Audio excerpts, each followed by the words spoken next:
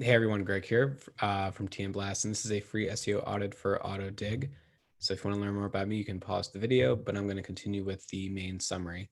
So a couple things, no glaring technical issues on the site, which is always important. If you're trying to rank better within SEO, you don't want to have any no index tags or canonical tag issues on the site. One thing I noticed is that the blog is really your best chance right now to grow your organic traffic on your site. So I give really specific examples later on in this video. There's slide 15 and 16 that go over content ideas, really make it clear for the user in Google as well, what this blog post is about, and then also ways to optimize it better. Third is Google My Business. It's going to be very critical for you to make sure that if you are a business, you should have your address featured on Google My Business, also being places for business as well. Basically, if you want to rank local, you got to make sure you have that storefront address on those sites. Fourth is one thing I think you should have is an about page. Talk about either your experience or your company, kind of what you do, how you serve the people in Texas. I think that's going to be really important because it's Google has something called YMYL, which is your money, your life, and they're really looking for ways to give a face behind the product that you offer, so or the service. So you want to really make sure that you are being clear with what you do and how you have this expertise in this field. And then finally, I believe that you should update your title tag as well on your homepage. Basically, right now it says receive competing offers from your local dealers. And it's a bit over optimized as well because when you have your H1 tag match the title tag, it can be seen as over optimized. Plus, also, it's not even clear what you even do. So make sure that it's about cars in Texas. So anyway, within the audit, what I look at are five things. One is the technical audit. Two are the main fixes, which I'm going to go right through really quickly because you don't have anything to worry about. I did look at competitors. So you sent over some competitors for me to look at. Fourth is the content, which I think is your biggest opportunity. And five is just review the results. Whether we become a partner together or not, or someone else, it's always important to make sure that the steps are always aligned per month. So the summary of the site, there's 22 keywords that bring in 16 organic visits per month, and all 16 are non-brands. They don't include the name AutoDigg, for example. And these are those words that are driving traffic, and most are coming from really just one. Most popular cars in Austin, Texas, you're position one. It's searched about 30 times a month, and you get half that traffic essentially per month. But these are the other words that your site ranks for as of right now. And then these are the top traffic pages. So that's why I mentioned the homepage really should be optimized more with what you do because it's not even clear from a Google standpoint that your homepage is this main service. Technical audit. I ran actually three different crawls, one in SEM Rush, one in Screaming Frog, and one in Sitebulb. No glaring issues to worry about. So I wouldn't spend too much time trying to, fix some minor things like maybe there's like a metadata description like too long. I wouldn't worry about that. Within SEM Rush, they do self-identify competitors based off shared keywords. So it's interesting if you wanted to go down this path. I know you sent me over different ones to look at, but if you're curious of who has the most common keywords, SEM Rush is a pretty good first step at trying to figure out who those keywords are. The identified competitors, though, if you look at, they're going to be way outside your range. They're all in the millions with organic ranking keywords. So it's just a good visual to show where you are, and you can't even see the blue right now in this keyword overlap Venn diagram. So that's why I don't think it's that important to kind of make those your competitors because they're just too big. There are some keywords though that you guys do share together. So Austin, Texas, cars and trucks, or cars in Texas. So that's kind of why I mentioned again, you really want to make sure that homepage is optimized clearly with the title tag of what you do, especially in Texas.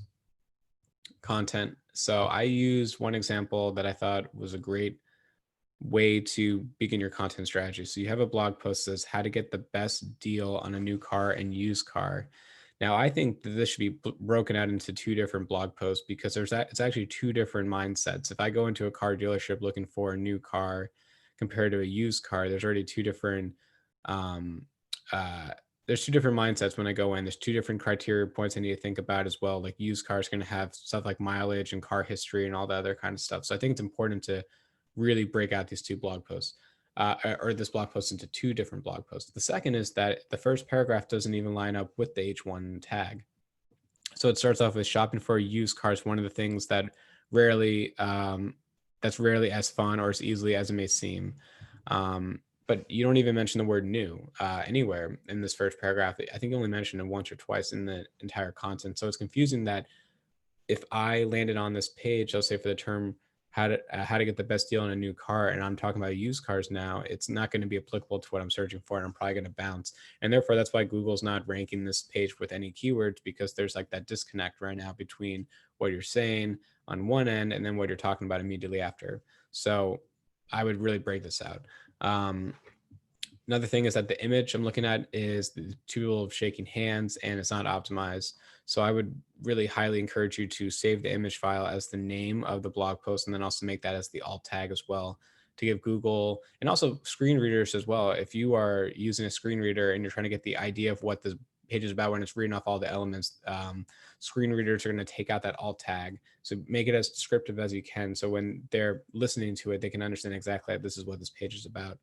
I'm going to go to the next slide. There's still more we need to do. So I ran a crawl using, as I said, 3 different sites. One site I used was Screaming Frog, and I looked at the internal linking structure that you do to this page. And there's an example where you link the word here from this blog post about the 10 most popular award-winning cars, trucks, and crossovers to this page. Now, the issue about linking out the word here is that again, it's so like vague. You know, as a reader, like I can understand, okay, I should click here, but from like a bot perspective, they don't really know what that means. It's kind of hidden in the context. So make sure that you link out the anchor text that lines up. So if I click on this link, I know exactly where I'm going. It gives more trust. It gives more ranking signals for Google. So make sure you really try your best not to link out the word here if possible. And then finally, I ran the site through a tool that I own called ClearScope, and I ran it for the term how to get the best deal on a new car if you chose to make that this blog post or to write another blog post. But these are the words that are missing on the right hand side. I'm not going to read it just because there's a lot, but you can see that they're all applicable to this blog post. But again, you just don't have that on the page. I really think you need to have a map on your site along with the address because effectively you say that you are only serving in Texas, but that's no different than me saying I only serve in California, but I'm in New York. There's no real reason why Google should assume that. You know, you kind of like mentioned it a couple of times, but there's no address, there's no map. So it's kind of like if you've ever seen sites that, you know, apparently do business in all 50 states, they have in there, you know, like Chicago SEO expert, New York SEO expert, Boston SEO expert, Florida SEO expert. Like they only have really like one address usually, but they try to like optimize for every type of major, you know, state or city. So and usually it doesn't work. So really, if you're going to be in Texas, make sure you have that business address and embed that map. So you know, users who land on your site can then click on that map, know exactly how to get to your location if you have that storefront. But even if you don't have the storefront, it's still important to give that trust signal to Google that this business that you have is in Texas and you do serve people in Texas. I share my business, TM Blast. So I moved from Boston to New York, so I'm in the same process right now too. I have to build up these trust signals. So Google search, Google Maps. I don't have Facebook, Bing. I'm going through something with Yellow Pages right now. There's a lot of things that I need to do to give more signals to Google and Bing that my business now is in New York. All right, so I'll go through this really quick. Just some case studies. So here's some Google reviews that I have from some people that I've worked with. There's one of my newest clients that I have. We're only in our first month together, and their traffic is up almost 200%. There was a major technical issue on their site that I fixed right away that came actually from one of these free SEO audits. So it's great to see that when you fix something from technical side, it can have this immediate impact, that hockey stick effect that you might sometimes hear. Another client up almost 1,000% in their traffic since we began working together in March. Another client up over 250% in their non-brand traffic. So that's words again that's not tied to their brand name. So these are just non-brand keywords, which is great. My own website, the Stadium Reviews. So it had a huge increase, 400% and more, in just traffic during the baseball World Series in October. So I was able to write a lot of content around baseball, like baseball chain, like baseball necklaces, baseball chains, shortest MLB players, all that kind of stuff. So it helped basically rank when the interest was at its highest. Another site that I I help out on, they went from 0 organic visits per month to over 70,000, just for their Spanish section on their website. And then finally, this is one of my other clients right now, up 10% in their traffic year over year. And I worked on their site last year as well, and they were also up double digits. So it's just nice to see that, traffic growing, basically year over year. So I hope this video was interesting. Let me know if you have any questions, and as always, have a good rest of your day.